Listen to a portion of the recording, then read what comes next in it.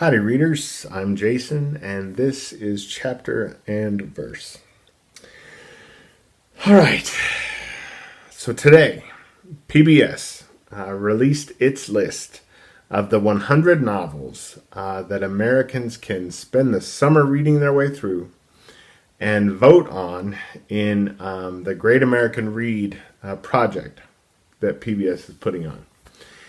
In order to determine America's favorite novel. So the list surprised me, to say the least, and the list disappointed me, to say the least. Now, before I get into what's on the list and what's not on the list, let me just say that what PBS should have done in compiling this list of books for Americans to read their way through and to vote on, to choose from, is what PBS did not do. And what they should have done was they should have assembled English professors and booksellers and publishers and editors, book critics, to essentially amass a list of hundreds of books that are beloved by Americans. And what they should have done was engage the American public in a conversation about this list of books that they had amassed and figured out what were the most popular ones from this list of 300, 400 that they could have put together. Instead, what they did was they polled 7,200 Americans and asked them what their favorite work of fiction was. And then the 100 books that ended up with the most votes are the 100 books that we now have to choose from. When I say 140-ish books on the list, it's because they have allowed series to take a single spot, right? So the Harry Potter series gets one of the 100 slots as a single book. The Game of Thrones series, the Outlander series, the Left Behind series. You heard that right. The Left Behind series. Pardon me while I gag. And so what that does, right? So every writer was relegated to one book. So Charles Dickens has one book on the list. Leo Tolstoy, one book on the list. Margaret Atwood, one book on the list. J.K. Rowling, 7 books on the list. Tim LaHaye and Jerry B. Jenkins, again, I don't know how many Left Behind books there are, 10, something like this. I've only read one of them. And let me tell you this. Right, that book is so bad that even with the singularity on the horizon and the possibility that my consciousness might survive for 200 years, right, merged with machine technology, life would still be too short to read the rest of the Left Behind books. So anyway, so there are a bunch of really great writers who have one book piece on the list, and then some decent or mediocre writers who've got loads of books on the list, and then there's some really shitty writers who've got lots of books on the list as well. So that's the first big problem. Okay, and part of me understands why they did that, but part of me is like, all right, so if they only allowed every writer to have one book, that meant J.K. Rowling could only have Harry Potter and the Sorcerer's Stone. And they're like, oh, well, but you can't really judge that as a standalone. My answer to that would have been, well, then leave Harry Potter off the list. Right? Leave Fellowship of the Ring off the list. Okay, if people can't judge the Fellowship of the Ring without the other 2 books in Lord of the Rings, then Lord of the Rings just doesn't get to be on the list. And that sucks. It's sad. Maybe it's not an accurate representation of America's reading taste, but so be it. Okay, they would have been wiser to do that, to truly and honestly relegate every writer on the list to one book. Okay, than to allow these series to kind of infiltrate the thing. Right, and it's just like this door. Right, once it's opened, Or it's like a Pandora's box or something, right? I mean, once the Jack in the Box is sprung out, then yeah, you can't put it back in, right? The clown is out waving. Okay, it's like the Jerry B. Jenkins, Tim LaHaye, Left Behind clown has somehow played this massive joke on a pretty discerning viewership. I mean, these are people who tune in on Friday nights to watch David Brooks and Mark Shields talk about politics, right? These are smart viewers, and here they are, right? And they've got the Left Behind books and the 50 Shades of fucking Grey books to choose between. So anyway, all right, this is a problem. Okay, this is a problem. I get that there are people whose favorite book is Left Behind. I get it. But that doesn't change the fact, and I say fact, that those are really badly written novels. Okay, they're badly written. 50 Shades of Grey, I get it. A lot of people love it. Kink is big now. But they're badly written. So badly written. When I was still teaching, I would take 50 Shades of Grey in and read a page or two aloud to the class. A page or two at random to demonstrate what shouldn't be done with the English language. And now it's on the list of America's 100 favorite books. Now, I think that we all knew that would be the case if the average citizenry were polled. This is why they shouldn't have been polled, right? Let us vote on the books, yes, okay? But after the list has been curated by people who know something about the language that we all speak, that's what should have happened. It's not what happened. And so as a result, I'm less enthusiastic. I'm less kind of revved up for this summer reading project than I had been, which sucks.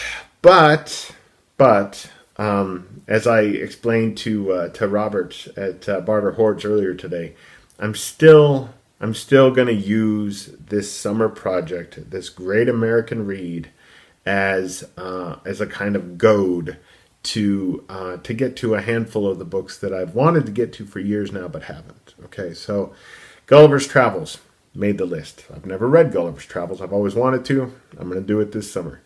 100 Years of Solitude made the list. I think that was Ken Burns' favorite book, if I remember right from the trailer for the program. I love Ken Burns. And I've read the first half of 100 Years of Solitude twice, right? It's beautiful. I never made it through the whole book. I've read the first half of Moby Dick twice, too. But I'm going to read 100 Years of Solitude this summer. I'm going to finally get through it, right? Remedios, the Soporific. I'm going to finally make my way through that book. But some of the stuff that didn't make the list, it's dumbfounding, right? So The Things They Carry by Tim O'Brien, which my wife and I talked about on one of our last videos together, didn't make the list. How the hell did that not make the list? Right? So The Kite Runner by Khaled Hosseini. It's not a great book. It's a good book. It's a decent book. But it was a huge bestseller, right? A huge bestseller. Like everyone and their dog has read The Kite Runner. And most people love The Kite Runner a lot more than I do. How The Kite Runner managed to not make this list when Left Behind and 50 Shades of Grey and The Wheel of Time by Robert Jordan, that whole series again, did make the list is baffling to me. I really honestly don't understand how that happened. At The Wheel of Time, I know that there are a lot of you who really love it. I read the first 100 pages of the first book when I was in college. I was dating a girl at the time who just loved that series. So I thought, I'll give it a shot. And I couldn't get past the first 100 pages. I just thought, geez Louise, man, like somebody give this guy an editor for Christmas. So I just don't understand what made the list and what didn't. And I find the whole thing puzzling and a little bit sad, I suppose. But that said, I would still like to read my way through some of these books with those of you who in the comment section on my previous video about the Great American Read mentioned that you'd like to maybe read some of these books with me. So here's what I propose. I propose that we just choose which books of the 100 individually. I think we should just choose which books of the 100 we'd like to read, and then we can just make videos about them and kind of shout each other out a little bit. But that way, if we try to decide on some books or find some books that none of us have read, that could be difficult. I think I've read 24 of the books on the list. And that's only counting the individual novels or the series of which I've read all. So, for instance, The Hunger Games. I've read all the Hunger Games, so I counted The Hunger Games as one of the 100 that I've read. I'm going to read Gulliver's Travels. I'm going to read 100 Years of Solitude. I'm going to read 1984 as a buddy read with Mark over at Words Everywhere. And I might read Gone Girl. I've never read Gone Girl. I think I read Where the Red Fern Grows when I was in grade school, but I can't remember for sure. So I might read that. Who knows? I don't read a lot of children's or YA fiction, but why not? Maybe I'll give that a shot. But I don't know. There's a lot of stuff on the list that I really don't like. As you know, I can't stand Frankenstein. I think it's just a visionary, absolutely brilliant idea for a novel, maybe the best idea for a novel ever. But the execution of it at the level of the prose is hideous. But I can understand at least why that book would be on the list. I get it. But yeah, man, a real disappointing approach, PBS. A real disappointing approach. There was a whole lot more that could have been done. In the end, maybe the focus shouldn't have been, let's find out what the most popular book is in America, because I can guarantee you right now, before anybody has even cobbled together a TBR from this list of 100 books for the summer, I guarantee you that there's a 95% chance that the winner is either going to be To Kill a Mockingbird or the Harry Potter series. 95% chance, mark my words. And if the winner, right, if the end result is a foregone conclusion, what's the point, I suppose, of reading our way through these books? Which, again, is why I think we would have all been better served had PBS put together a list of experts, right, industry experts, to put together a really interesting list. It was a mix of contemporary and classics, maybe some books that aren't as well known, but that are still really well loved, right, in certain circles. And then some books that are just that people are mad about kind of across the board. But I see no reason at all why, God almighty, why we have to have so many of the books that are on this list. It just seems ridiculous to me.